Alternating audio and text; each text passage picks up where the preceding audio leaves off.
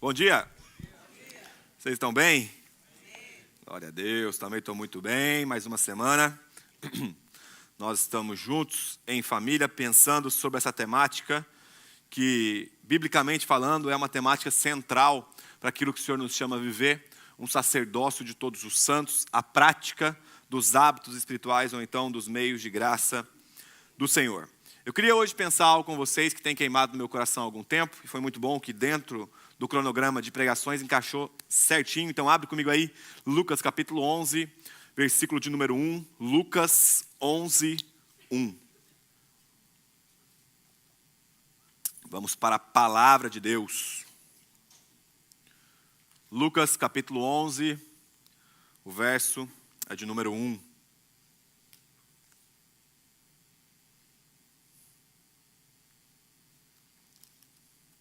Lucas 11, 1. Eu queria só trazer mais um aviso para vocês. A gente esqueceu de colocar ali no Vida com Vida News. Na verdade, eu esqueci de avisar a Regina. No dia 31 agora, o último dia do mês de março, nós teremos aqui uma reunião de oração em família. Então, nós teremos uma reunião de oração por mês aqui na nossa casa. Nós queremos fazer isso semanalmente, mas por enquanto, começaremos então de forma mensal. E você está convidado a participar com a gente no dia 31 de março. Nós passaremos mais informações de horário, de como vai ser a partir da semana que vem, mas deixa reservado na sua agenda aí para que juntos nós possamos ter esse momento de oração comunitária. Lucas capítulo 1, versículo 1, a Bíblia diz: Jesus estava orando em certo lugar e quando terminou, um dos seus discípulos lhe pediu: Senhor, ensine-nos a orar, como também João ensinou os seus discípulos. Vamos orar mais uma vez?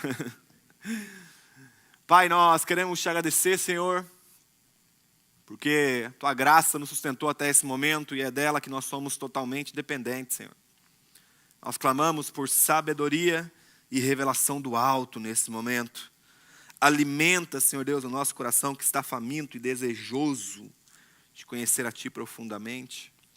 Nós queremos declarar total dependência, Senhor, do Teu Espírito Santo mais uma vez. Espírito Santo de Deus nos guia nesse momento. Espírito Santo de Deus comunica ao nosso coração nesse momento. Senhor, fala conosco, nós estamos aqui dispostos a ouvir a sua voz.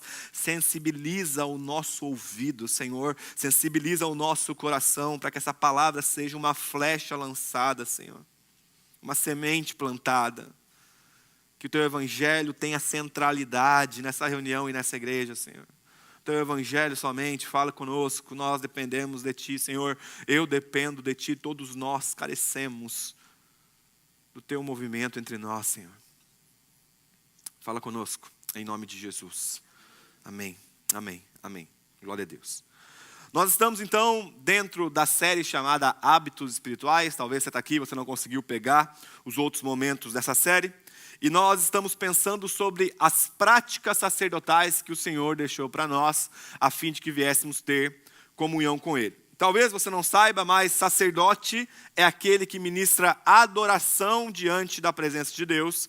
Sacerdote é aquele que oferece sacrifício de adoração diante da presença de Deus. Presença essa que nós temos acesso por meio de Cristo Jesus. Entendemos que no Novo Testamento existe uma descentralização do púlpito ou então do sacerdócio. Agora não é somente o pastor, o ministro religioso que é um sacerdote, mas todos nós que estamos em Cristo Jesus cumprimos essa função sacerdotal, assim como você também tem acesso direto a Deus por meio de Cristo Jesus. E sempre que nós vamos exercer ou então praticar o nosso sacerdócio, nós não praticamos num templo terreno. Isto é, nós não praticamos o nosso sacerdócio nesse ambiente necessariamente feito de concreto.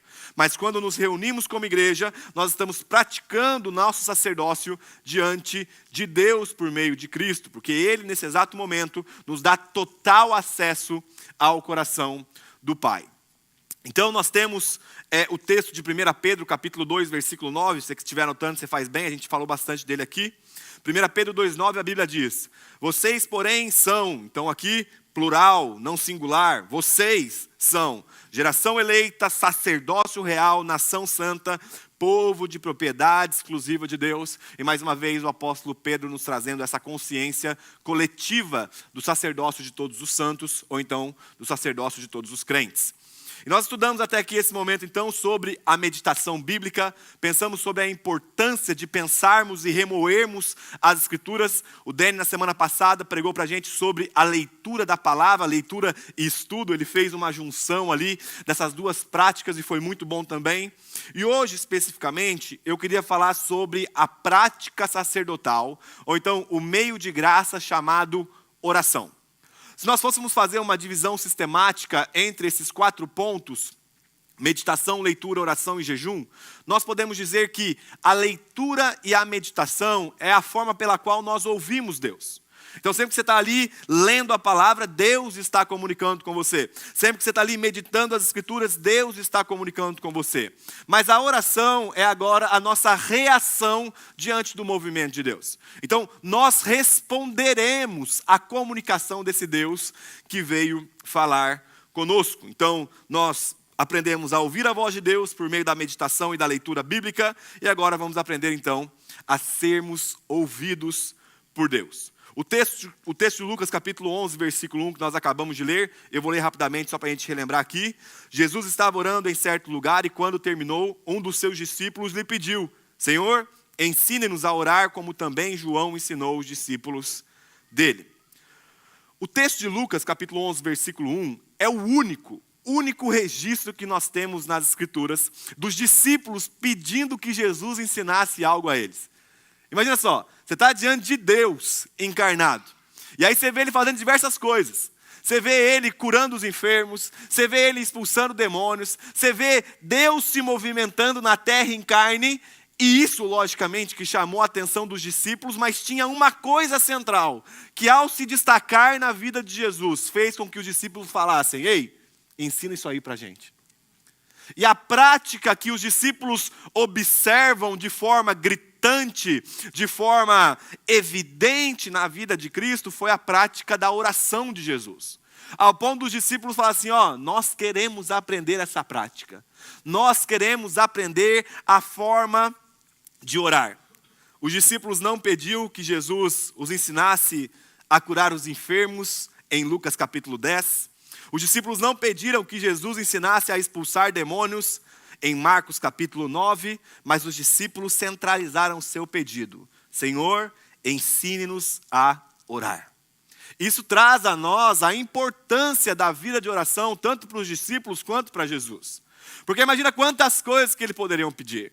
Pô, Jesus, como é que faz aí para pescar sem vara? Porque tem a pesca milagrosa. Se for necessário, o peixe salta para dentro do barco. E eles falam: legal, essa prática aí, do que é isso, hein, Jesus? Os demônios, imagina, né? Aquele espetáculo horrível de Satanás ali saindo, demônios correndo, todo contorcido, e eles falando: rapaz, interessante isso aí. Os demônios saem correndo. E aí imagina eles observando Jesus curando um enfermo, alguém que estava morto, ressurreto. E eles falam: que coisa maluca isso aí, né? Esse rapazinho aí tem futuro. E aí daqui a pouco eles se deparam com Jesus orando. E geralmente nós temos um vício de reduzir o aspecto de oração somente à prática de falar com Deus.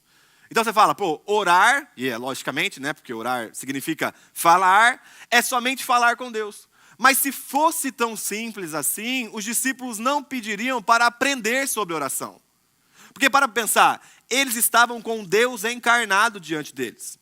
E apesar dos discípulos não terem pedido que ele ensinasse nada, eles conversavam com Deus. E se oração é somente conversar com Deus, por que eles precisariam aprender sobre isso? Então é bem provável que existiam coisas na oração de Jesus, aspectos específicos na oração do Cristo, que chamavam a atenção dos seus discípulos. E gente, vamos parar para pensar aqui em um sentido muito lógico.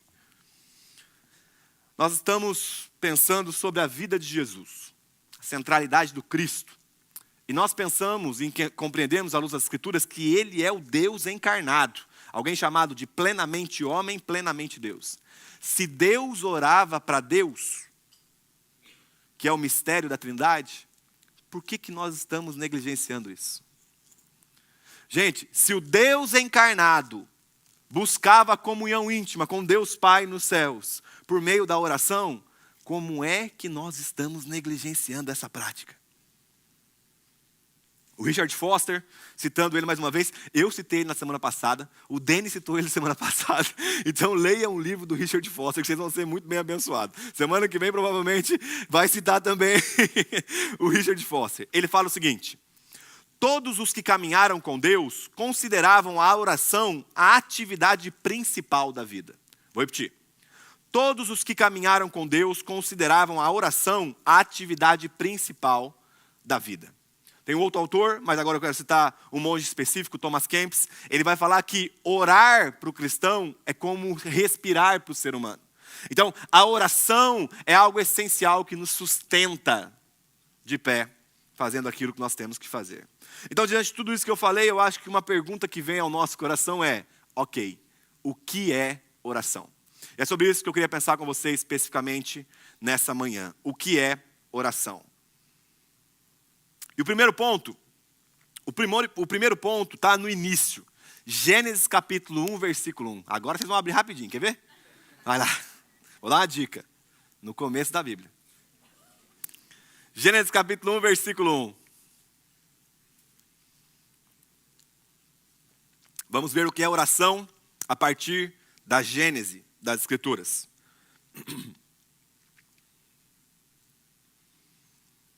Todo mundo achou? Se não achou, me procura no final para a gente poder conversar, gente.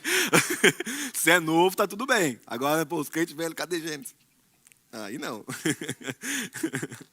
Gênesis capítulo 1, versículo 1, a Bíblia diz: no princípio, Deus criou os céus e a terra. Novamente. No princípio, Deus criou os céus e a terra. O primeiro ponto dessa pregação diz respeito ao seguinte: oração é responder a Deus. Oração é responder a Deus. O versículo que você acabou de ler juntamente comigo, nesse momento, vai narrar o início da relação de Deus com a ordem criada. E nós percebemos que, antes de qualquer movimento cósmico, antes de qualquer movimento da ordem criada, o primeiro a se movimentar é o próprio Deus. O primeiro a se apresentar na dinâmica da relação é o próprio Deus. Então, aquele que chega a nós, traz a nós a consciência de um Deus relacional. Porque ele veio se apresentar até nós, antes de nada ter sido criado, e é muito difícil para a gente pensar o nada, porque o ser humano está muito condicionado a espaço-tempo, mas antes de tudo existir, quando nada existia, esse Deus se movimenta em prol da sua criação. Esse Deus, no princípio de todas as coisas, chega até nós, a fim de que ele pudesse se revelar a nós. Então, oração é responder a esse Deus que veio se revelar a nós. Repito, oração é responder esse Deus que veio se revelar a nós. Só que é muito interessante, gente, como que a dinâmica, ou o quanto nós estamos tão autocentrados em nós mesmos, e nós pensamos que o nosso movimento prévio, escuta isso, nós pensamos que o nosso movimento prévio atrai ou tem como efeito e consequência o movimento de Deus. Então o que a gente pensa? Eu me acheguei a Deus e ele veio até mim. Só que no início de todas as coisas, nós vemos que o primeiro a se movimentar na parada foi o próprio Deus. O primeiro a se revelar, ou o primeiro a se prontificar, a estar se relacionando conosco, foi o próprio Deus. Ao ponto de Gênesis capítulo 2, versículo 7, as escrituras dizerem o seguinte. Presta atenção, vamos tentar fazer uma interpretação sistemática, um pouquinho dividida das escrituras. Eu vou ler bem devagarzinho. Gênesis 2:7. O Senhor Deus formou o homem do pó da terra e lhe soprou nas narinas o fôlego de vida. Então temos aqui, entre parênteses, o movimento de Deus. Deus se movimentando ao formar, então, o ser humano do pó da terra e soprando o fôlego de vida. Depois nós temos a palavra, ou melhor, a letra E. e o homem se tornou um ser vivente. O que é um ser vivente? É um ser relacional, um ser que se relaciona. Então, como efeito do movimento de Deus, nós passamos a se relacionar com esse Deus. Presta atenção, não foi você que veio até Deus. Nós somos tão autocentrados, nós somos tão vendidos e entregues a uma centralização do homem, que sempre nós pensamos nas coisas a partir do meu movimento prévio. Então, eu vim até Deus e Deus me ajudou. Não, Deus já tinha vindo até nós com a sua graça no ato de nos criar. Imagina só o Theo olhando para mim e falando assim, eu comecei minha relação com você. Fala, amigo, eu te criei. Antes de você ser, já existia uma relação que visava o fruto relacional na nossa família. Então, antes de nós sermos criados, Deus já se relacionava. Como? Gente, é o mistério da Trindade.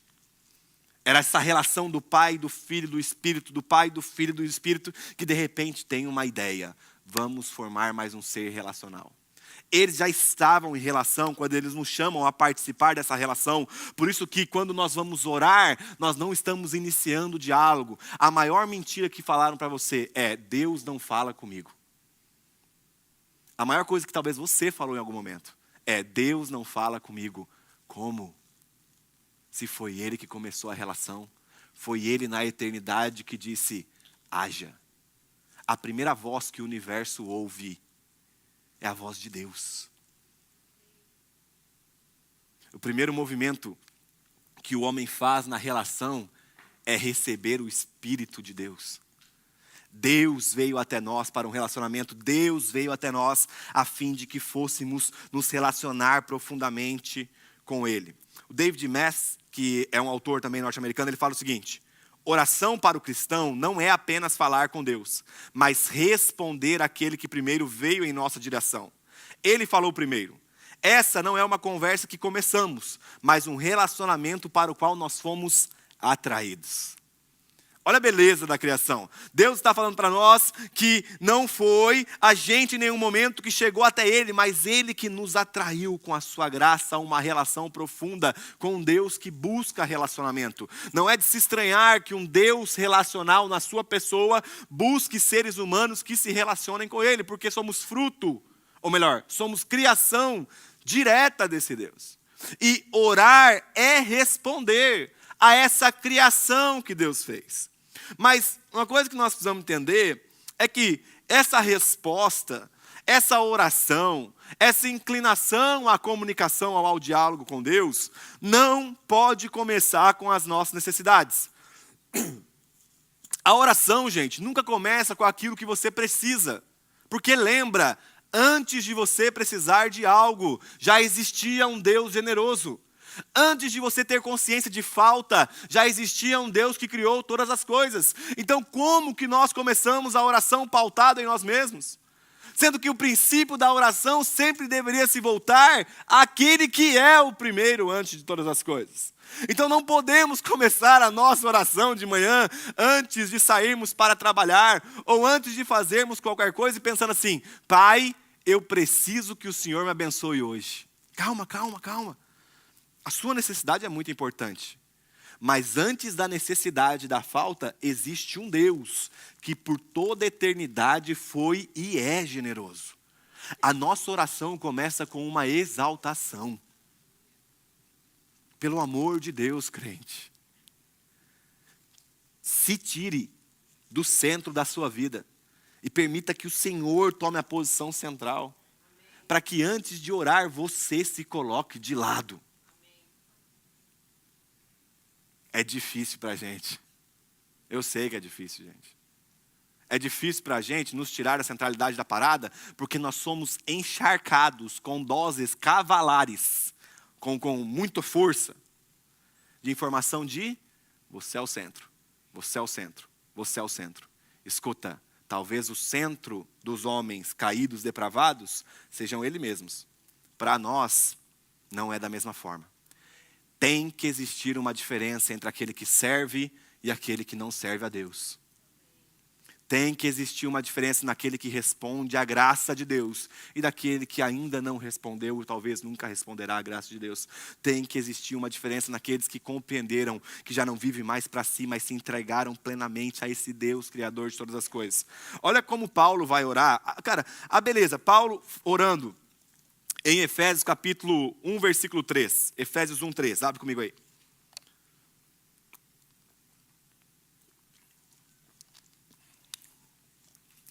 Efésios capítulo 1, versículo 3.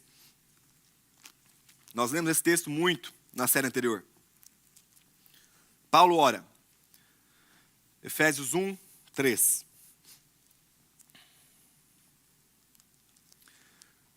Então ele está começando a orar. Sempre que você vai ler as cartas do Novo Testamento, você vai perceber que o autor sempre traz uma introdução, um prefácio, uma saudação para a igreja. Todas as cartas do Novo Testamento foram direcionadas às pessoas, a destinatários reais. Não foi virtual, tipo assim, vou mandar a carta para alguém aqui. Não. Tinha destinatário aqui, especificamente a igreja que estava em Éfeso. Então, Paulo começa no capítulo 1, versículo 1, falando, Paulo, apóstolo de Cristo Jesus, ok. Vamos para a oração. Quando ele vai começar a base conceitual doutrinária dele, ele fala o seguinte: bendito seja o Deus e Pai de nosso Senhor Jesus Cristo, que nos abençoou com todas as bênçãos espirituais nas regiões celestiais em Cristo. Antes da fundação do mundo, Deus nos escolheu nele, para sermos santos e irrepreensíveis diante dele. Em amor, nos predestinou para ele, para sermos adotados como seus filhos, por meio de Jesus Cristo, segundo o propósito de sua vontade, para louvor da glória de sua graça, que ele nos concedeu gratuitamente no amado. Perceba que as palavras iniciais do apóstolo Paulo não começa com a sua necessidade, mas sempre começa com a grandeza de Deus. Vou tentar dividir para vocês entenderem. Ele começa falando, bendito, exaltado, digno de louvor é Deus e Pai de nosso Senhor Jesus Cristo. Perceba a consciência de Paulo na estruturação da sua oração, que ele não começa nem com algo que Deus fez. Não é ele falando assim, bendito seja Deus e Pai de nosso Senhor Jesus Cristo, é porque ele me deu algo. Não, ele está orando sobre o caráter de Deus. Ele fala, bendito seja Deus e Pai de nosso Senhor Jesus Cristo. Um Deus que tem seu Filho chamado Cristo, e ele é digno de exaltação por conta da relação familiar. Nós precisamos começar a nossa oração sempre exaltando o caráter de quem Deus é. Não é sobre simplesmente o movimento daquilo que as mãos de Deus podem te dar, mas é sobre quem a pessoa de Deus é. É sobre quem é o coração, ou sobre o que é o coração do nosso Deus. Só que ele continua, aí sim, que nos abençoou, e aqui especificamente, um agradecimento pela sua generosidade. Senhor Deus, antes de todas as coisas terem sido criadas, o Senhor é santo, o Senhor é bom, porque o Senhor cuidou da gente em todos os momentos. E o texto continua, antes da fundação do mundo, Deus nos escolheu. Então ele está falando assim, olha, antes de eu ter consciência do meu movimento, eu louvo a Deus pelo seu movimento pró-relação. Antes de todas as coisas terem sido criadas, antes de Deus ter formado cada molécula do universo, Deus decidiu separar um povo para si, para relacionamento. Para se relacionar profundamente, e esse Deus é digno de orações de gratidão por conta do seu caráter e por conta da sua movimentação pró-relação. Oração é responder um Deus que nos criou para o relacionamento com Ele mesmo. E esse Deus nos predestinou com um fim, relacionamento transformador. Escuta. A finalidade pela qual Deus nos separou é para relacionar com Ele. É sobre você entrar no seu quarto e falar, agora eu gozo do benefício que foi dado a mim, graciosamente. Agora eu tomo consciência da posição que eu estou, que eu não sou digno dessa posição, mas pela graça do Deus que se movimentou previamente, ao se apresentar a mim, eu respondo a essa relação. Gente, imagina que você está conhecendo alguém, seja no seu trabalho ou talvez um relacionamento amoroso. Aí você se apresenta para alguém. Opa, tudo bem? Prazer, meu nome é tal. Aí suponhamos que a pessoa não te responda. Vira as costas e sai. Depois de 10, 15, 20 anos, a pessoa volta e fala, oi, tudo bem? Como é que você está? Então você falou seu nome? Meu nome é tal. Isso provavelmente geraria uma ofensa no coração daquele que se apresentou primeiro. Mas na relação com Deus, não necessariamente vai gerar uma ofensa, porque o movimento de Deus na relação foi um movimento na eternidade, fora da consciência que nós temos de tempo. Então Deus não se apresentou a nós no domingo, dia 16 de março, às 11h30 da manhã. Deus se apresentou a nós já na eternidade. Antes da fundação do mundo, Ele já nos separou para um relacionamento com Ele. E você fica falando, cara, isso é loucura. Isso é um mistério que eu não posso compreender. Sim, é para você tentar de alguma forma compreender em partes o tamanho do desejo de Deus de se relacionar conosco. Imagina, antes de você ser criado, Deus já pensou assim, eu quero relacionamento. Ah, cara, e a última coisa que nós fazemos é um relacionamento com Deus, cara. Um Deus que cria e Ele pensa, antes de criar, na verdade, eu estou criando para a relação. Eu estou criando para a oração. Eu estou criando para a intimidade. E o que nós fazemos hoje? Não temos intimidade. Não temos relação. Porque nós somos muito ocupados. E sabe, se a nossa microvida é muito ocupada, imagina um Deus que sustenta todo o universo e ainda assim dispõe de atenção para nos ouvir. Você acha que o Deus que cuida de todas as coisas não vai cuidar de você quando você se dedica a ter um tempo de intimidade e comunhão com Ele? Será que o Deus que sustenta todo o universo faz com que a Terra permaneça num giro extremamente perfeito não vai cuidar para que as coisas aconteçam na sua vida? No momento que você está orando, afinal de contas, parece que oração é perder tempo. Sabe por quê? Porque você acha que você consegue fazer as coisas na sua vida. Então, nesse momento, eu estou parado. Só que, meu irmão, acorda. Quem sustenta o universo é quem sustenta a sua vida. Então, não se preocupe. Ele vai cuidar de todas as coisas. Às vezes parece que a gente está falando de forma extrema. Seja responsável e zeloso com as coisas que você tem que ser responsável e zeloso. Só não permita que a responsabilidade e o zelo se torne uma desculpa para que você não tenha relação com Deus. É relacionamento profundo. Oração é responder um Deus que veio até nós. Agora, um segundo ponto dessa pregação é que oração, ela é também lamentação. Agora, Mateus capítulo 6, versículo 6. Abre comigo aí, Mateus 6, 6.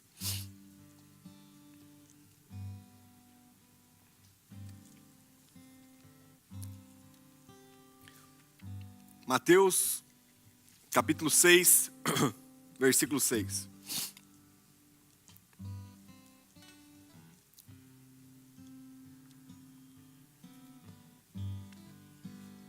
A Bíblia diz, só te dando um panorama, esse texto está dentro do Sermão da Montanha, então Jesus está trazendo uma instrução aos seus discípulos.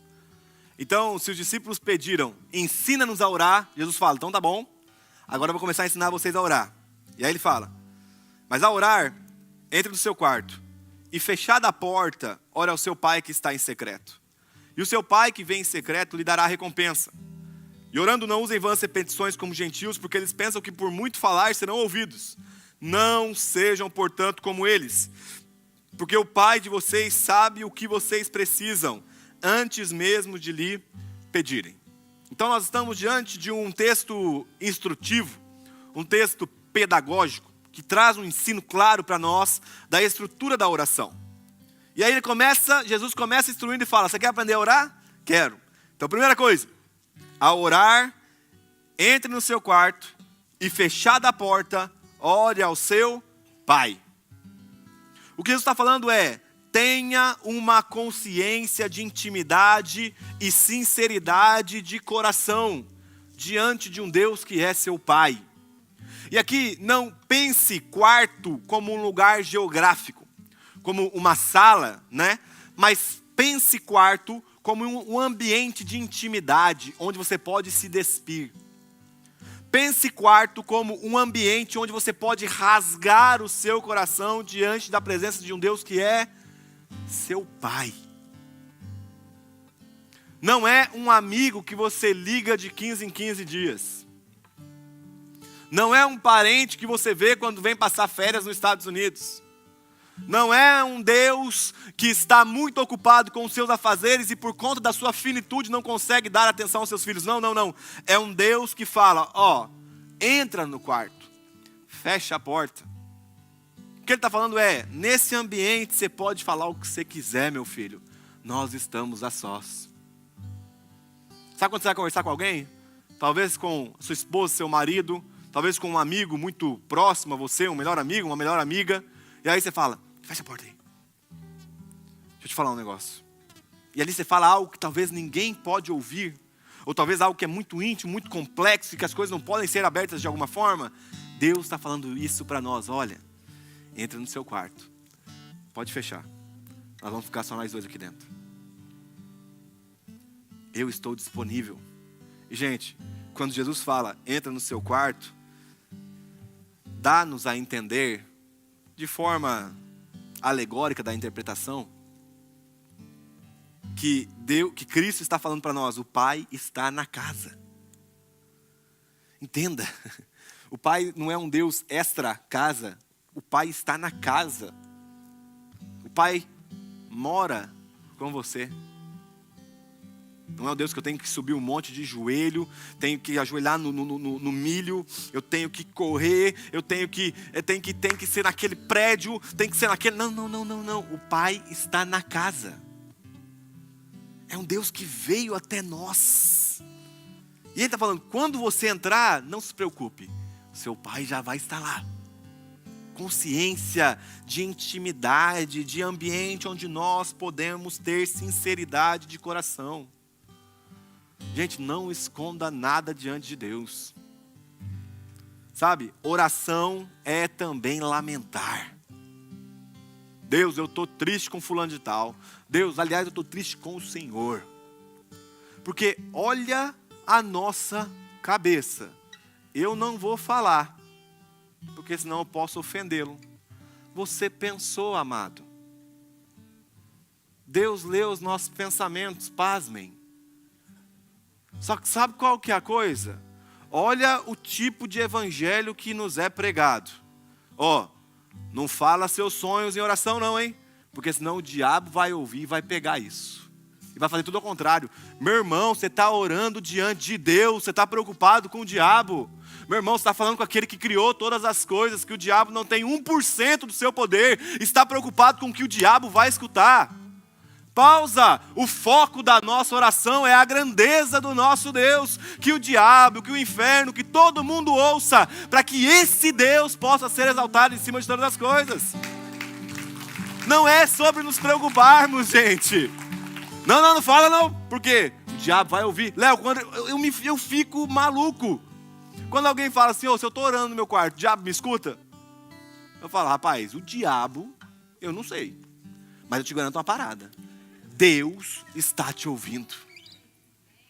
Meu irmão, por que o vilão está sendo mais forte na nossa história? O que está acontecendo com o evangelho, gente? O evangelho não dá ênfase a Satanás que os crentes dão. Parece que estão falando assim, Deus, dá licença aqui, que agora eu vou mostrar para o diabo. Peraí, gente. Peraí, é um rato. O diabo pode ser considerado, escutei, um irmão falecido chamado Pastor Raimundo. O Pastor Raimundo foi o homem que mais me ensinou sobre intercessão. Morreu faz uns 4 anos. É tio da Ellen, casado com a irmã do meu sogro. Eu lembro que o Pastor Raimundo, ele falava o seguinte, o diabo é um rato com um megafone. Nada além disso. Nós estamos orando para Deus, gente. Em algumas ocasiões, dá vontade de falar, vem diabo, ouça a oração diante da grandeza do nosso Deus, que você se ajoelhe e eu também me ajoelho. Ouça a oração a um Deus onde eu demonstro total confiança. Orar também é lamentar, gente. E o texto continua, Jesus falando, olha, então, entre no seu quarto e fique em secreto. Só que ele traz um outro ponto. O seu pai lhe dará a recompensa. Então, existe uma recompensa prometida àqueles que se dedicam em oração para com Deus. Qual que é a promessa da recompensa? Ele vai fazer o que eu quero? Não necessariamente. A promessa é que nós vamos provar do amor gracioso de Deus como recompensa. A promessa é de que a presença que no Antigo Testamento não era tão acessível, agora se tornou acessível. Ah, mas é que eu queria que Deus fizesse aquilo que eu queria. Eu entendo, meu irmão amado, mas não existe recompensa mais nobre do que ter acesso ao coração de Deus. Que nós morramos sem um centavo na conta. Que nós morramos nu, expostos, mas conscientes de uma coisa: eu a vida inteira aqui tive relação com Deus, e essa é a minha recompensa. A recompensa do crente não é obter benefício material, financeiro, ainda que Deus pode cuidar dessas coisas. Isso Ele vai cuidar do jeito dele, da forma dele. A recompensa cristã é entrar no seu quarto e como se jogar numa piscina, onde o líquido é o amor e a graça de Deus. Ah, cara, para pensar, quando nós chegamos diante de Deus e nós começamos a falar: ó, Deus, é o seguinte, eu estou com aquele problema no trabalho, eu estou com um problema lá, eu estou com um problema lá. Só que, cara, você está falando com Deus. Entenda, não banalize. Apesar de ser acessível, não é uma presença simplista. Apesar de ser acessível por meio de Cristo, não se tornou simplista a relação para com Deus. Ainda continua sendo Deus que sustenta todo o universo. Traga a sua lamentação. O texto continua. Olha, cara, Jesus, gente, olha o que ele fala. O Pai de vocês sabe que vocês precisam antes mesmo de lhe pedirem. É como se o Theo, a gente está prometendo algumas coisas para ele no decorrer aqui, né? E aí a gente prometeu um patinete do Homem-Aranha e ele ganhou o patinete do Homem-Aranha. E agora ele quer um robô. E às vezes ele está lá no quarto dele, ele vem. Eu estou lá no meu quartinho, ele vem. Ô pai, eu já sei o que você quer, cara. Eu já sei o que você quer. Aí ele fala: eu tive uma ideia. O que você acha do senhor comprar um robô para mim? Amazing. Muito bom, muito boa ideia, filho. Só que perceba, eu já sabia o que ele queria. Então Deus está falando a nós, geração de ansiosos, meus filhos, não se preocupem, o Pai já sabe. Não, então não posso falar? Fala, rasga o coração. Lamentação é colocar diante de Deus as nossas necessidades, os nossos incômodos. Isso não vai ofender a Deus. O que ofende a Deus é pecado, meu irmão. O que estraga a relação é pecado. Falar o que está no seu coração diante de Deus não é uma ofensa, é sinceridade. De tipo: Senhor, isso está passando dentro de mim. Senhor, é isso que está no meu coração. Hoje, nesse dia que eu quero usufruir da relação como os outros também, eu estou trazendo a consciência diante do Senhor. Não estou bem, eu estou triste, eu estou frustrado. Gente, tem hora que você lê o livro de Salmos que dá vontade de dar um Rivotril para o salmista. Aqui chama Rivotril? Como é que chama aqui? Rivotril também? É Rivotril.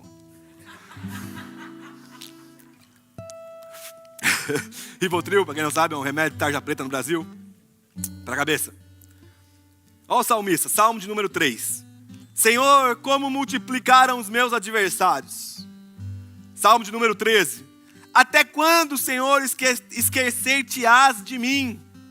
Salmos 43.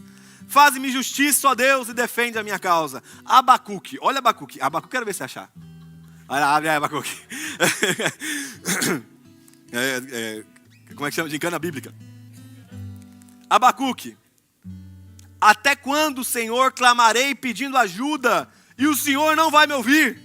Até quando gritarei violência e o Senhor não me salvarás?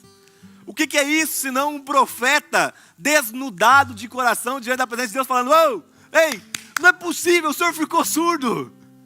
Deus, eu estou aqui falando, escuta, eu estou pedindo ajuda. Senhor, o Senhor não está me ouvindo? Deus, eu estou falando com um Deus que não me ouve. Ei, Deus, o O Senhor ficou surdo, por quê? Porque olha o tamanho da violência. Ou então, tomando as palavras do salmista, olha os meus adversários. Senhor, o Senhor se esqueceu de mim, gente. Nós estamos diante da palavra de Deus e homens rasgaram o seu coração inspirado pelo Espírito Santo diante de Deus, demonstrando que lamentar também é uma forma de orar. Porque às vezes você está asfixiando, estrangulando a dor que está dentro de você, porque eu não quero incomodar Deus com isso. Meu irmão, Ele sonda os nossos corações. Ele conhece todas as coisas. Agora, pasmem. Tem um texto nas Escrituras, onde nós vemos o próprio Cristo, o próprio Jesus Cristo, lamentando para com Deus. Ele lança a mão, empresta, do Salmo, Mateus 27, 43, ou Mateus 27, 46. A Bíblia fala o seguinte: por volta das 3 horas da tarde, Jesus clamou em alta voz, dizendo: Deus meu, por que me desamparaste? O que é isso senão uma oração de lamentação? É Deus falando, Deus em carne falando para Deus Pai: Deus meu, o Senhor me deixou aqui. Deus meu, por que eu estou passando pelo desamparo? E aí, por vezes a gente fala, então eu posso trazer minha lamentação diante de Deus? Sim, o que você não pode é murmurar diante de Deus. Existe um gap, um vão gigantesco entre o lamento e o murmúrio. O lamento genuíno de um coração que está machucado, ferido, debaixo do sol, conforme o autor de Eclesiastes. E ao mesmo tempo, a diferença do murmúrio, blasfemo. A lamentação, gente, poderia ser resumida na seguinte frase: Senhor, está doendo. Senhor, eu estou com dificuldades. As lágrimas tomaram os meus olhos, mas ainda assim, Senhor, o Senhor continua sendo Deus meu, Deus meu.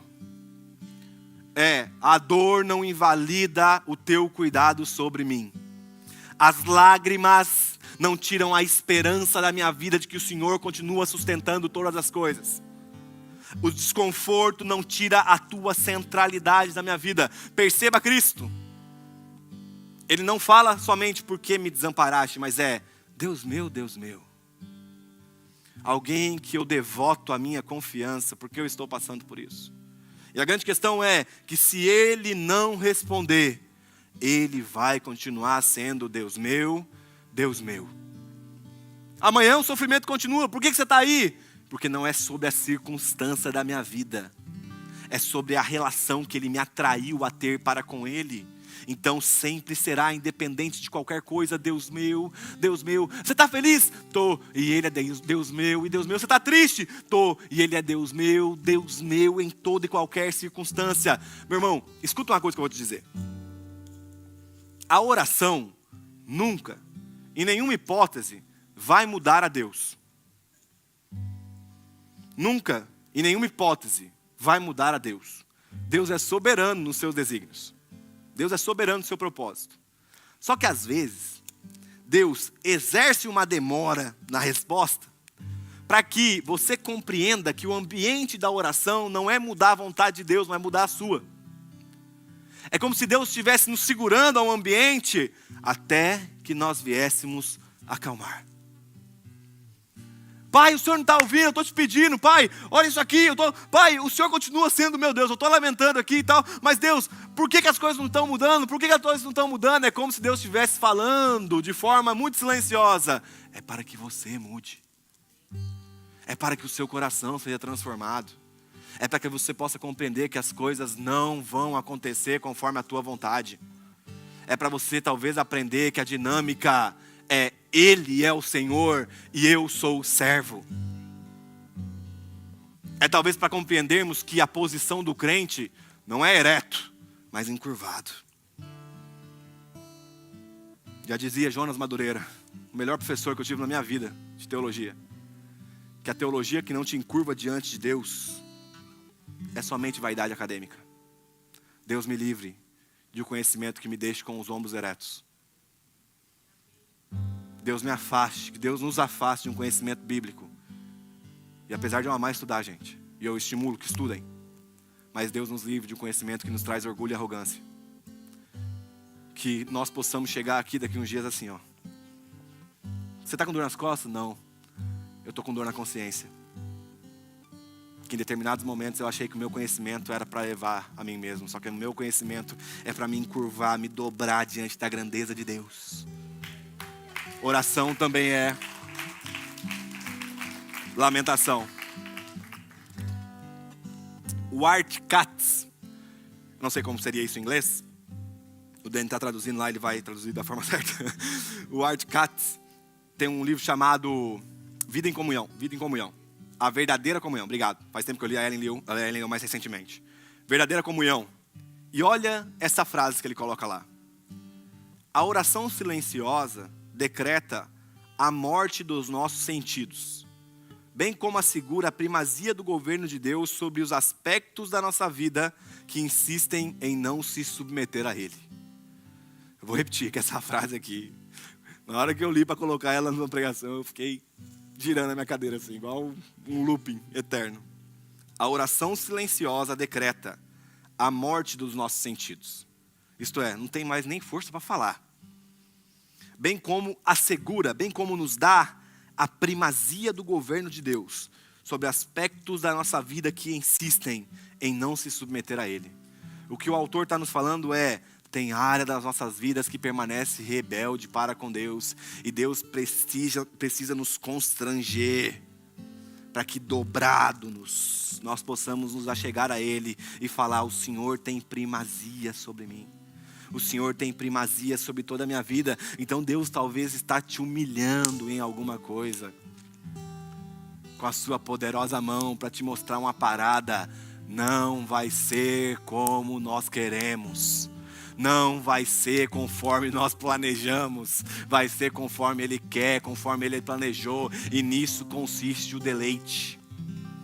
De que o lamento termina com tudo em que seja feita a tua vontade. Aqui na terra, como ela é no céu. Lembra Jesus falando, Senhor, se possível, tira de mim esse cálice. Jesus estava falando. E ali não era o sofrimento, mas a sensação de separação da Trindade. E ele está falando, se possível, afasta de mim esse cálice.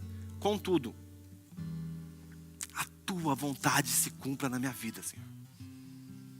E às vezes a gente quer lutar com Deus, gente. Às vezes nossas orações levanta a cabeça, guerreiro vitorioso.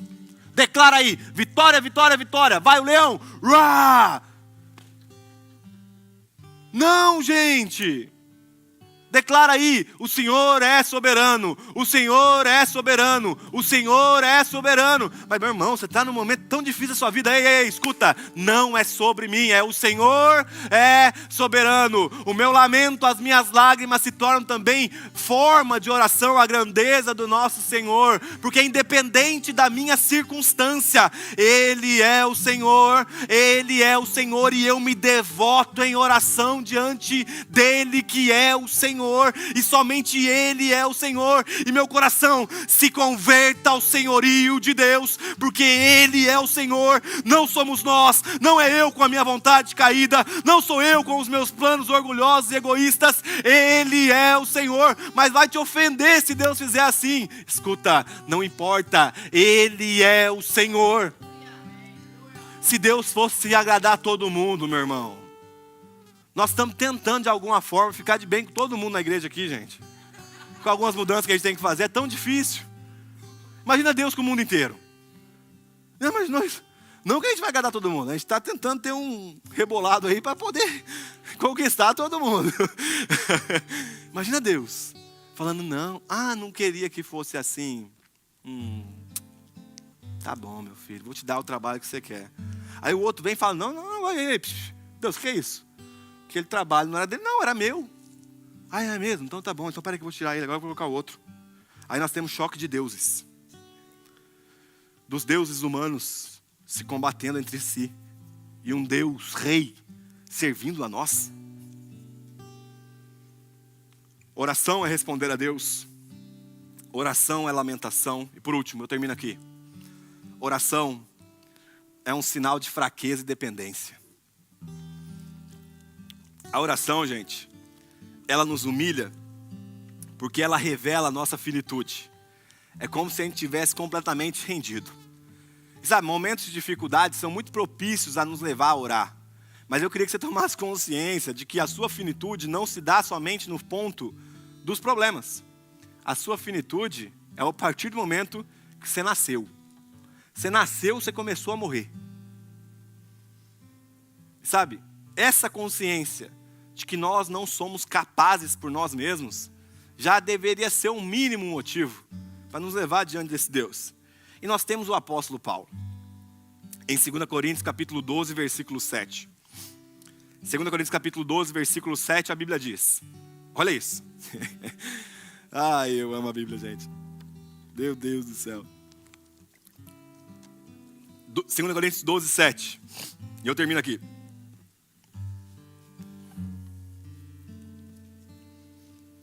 Vou ler por conta do nosso tempo.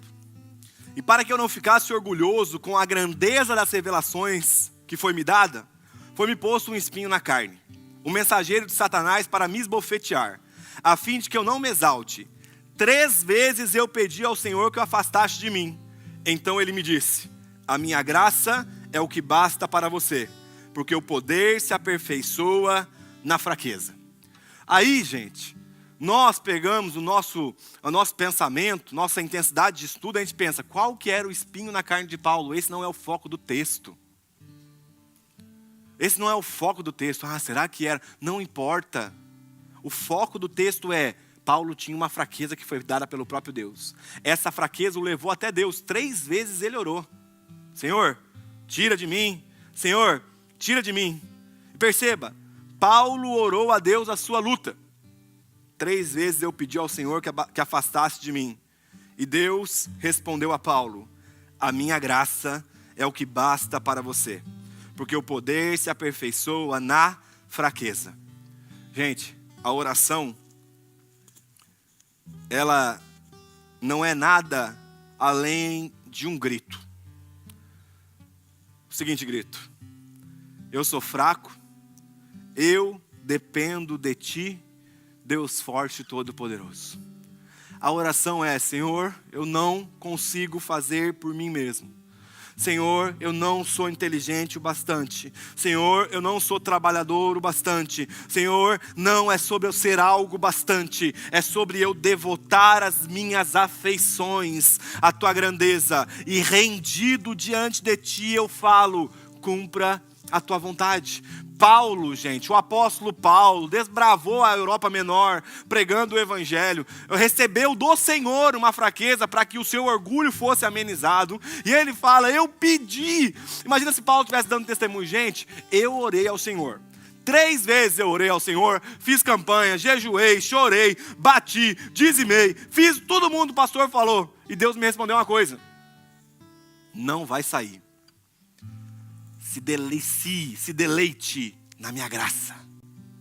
Pô, caraca, que testemunho é esse, velho? Imagina ele falando assim: ó, eu orei e Deus me respondeu. Tirei o espinho da sua carne. Paulo fala, ele me respondeu: eu não vou tirar. Só que eu não vou te deixar desamparado.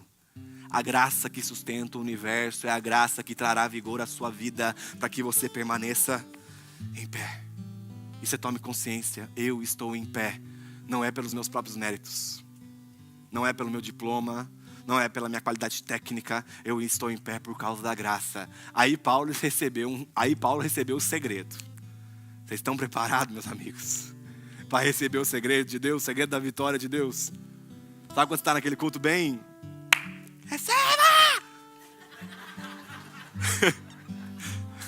Se preparem para receber o segredo de Deus. Aquela hora que você está aqui, ó, meu amigo, ó, pode mandar, Deus. Eu vou receber. Então recebe. Paulo falando no versículo 9, na parte B até o 10. De boa vontade, pois, me gloriarei nas fraquezas, para que sobre mim repouse o poder de Cristo. Por isso, Eu sinto prazer nas fraquezas, nos insultos, nas privações, nas perseguições, nas angústias, por amor de Cristo. Porque quando sou fraco, então é que eu sou forte. Está aí o código de Deus que mudará a sua vida, meu irmão. Está aí o macete de Deus que mudará o seu coração. Não é sobre você ser forte. É sobre se gloriar nas fraquezas. Como assim, cara? É sobre alguém falar assim: rapaz, você é incapaz de fazer isso. Meu irmão, deixa eu te falar, não sou incapaz de fazer só isso aqui não. Eu não sei fazer isso, eu não sei fazer aquilo, eu não sei fazer isso, e eu não sei fazer aquilo. Aí você fala: mas por que você está falando isso? Porque, meu amigo, quando eu sou fraco, você observará a grandeza do poder de Deus na minha vida, para que toda a glória volte à grandeza dEle. É a grandeza dEle, a majestade dEle, é o governo dEle, é tudo sobre Ele, a oração é sobre Ele. A fraqueza é nossa, mas a grandeza é de Deus. A fraqueza é nossa em chegar diante de Deus encurvado, falando: eu sou fraco e dependente, mas no final da frase terminar com aquele sorrisinho do canto de boca, de falar: agora eu sei que o meu coração se tornou uma terra fértil para que a tua grandeza seja manifesta. E no final, quando alguém falar: rapaz, o que Deus fez na sua vida, ou melhor, rapaz, como a sua vida é muito boa, como a sua vida melhorou, você vai falar: meu irmão, vem cá, senta aqui, eu sou gago, eu não falo inglês, eu misturo as palavras, eu falo rápido, minha família era improvável, no sentido de que tudo que Deus fez na nossa vida, meu avô é analfabeto, minha mãe, faxineira, meu pai, caminhoneiro. Eu entrei na melhor faculdade de teologia do Brasil. Estou fazendo um mestrado na uma das melhores faculdades de teologia dos Estados Unidos. Como? Não sei. A graça. É a graça. Porque se você olhar para o meu boletim escolar, gente, a conta não bate. Só que quando alguém me falar: rapaz, eu me sinto burro, eu falo: meu amigo, você não conheceu ainda. Nossa, mas quando você fala: não, cara, entendi. Você está falando sobre aquilo que Deus está fazendo na minha vida. E escuta, volte os seus olhos para Ele. Dependentes da sua graça. É dependentes. Qual que é o seu nome? Leonardo. Um dependente de Deus. Qual que é o seu nome? Leonardo. Um fraco. Que depende da revelação do Senhor. O salmista fala, Salmo 121, versículo 1. Eu elevo os meus olhos para o monte, de onde vem o meu socorro? Quem precisa de socorro, gente, aquele que compreendeu, cara. Você está na pior. Só que tem a resposta: o nosso socorro vem do Senhor. Mais uma vez citando o Art Katz, ele fala o seguinte: a oração, e eu termino aqui, a oração é uma autêntica expressão da cruz, pois revela a nossa disposição de renunciar à confiança e à dependência na capacidade humana, e permite que nos aproximemos de Deus em temor e submissão, desejosos a experimentar da loucura da fraqueza. A fraqueza é uma loucura. Não confio em mim, eu confio no Senhor. Como que você expressa isso? Me relacionando com Ele todos os dias por meio da oração. Me relacionando com Ele todos os dias com a porta do quarto fechada, rasgando o meu coração para que Ele possa conhecer a mim, não que Ele já não tenha conhecido, mas também que eu possa conhecer a Ele. De pé no seu lugar.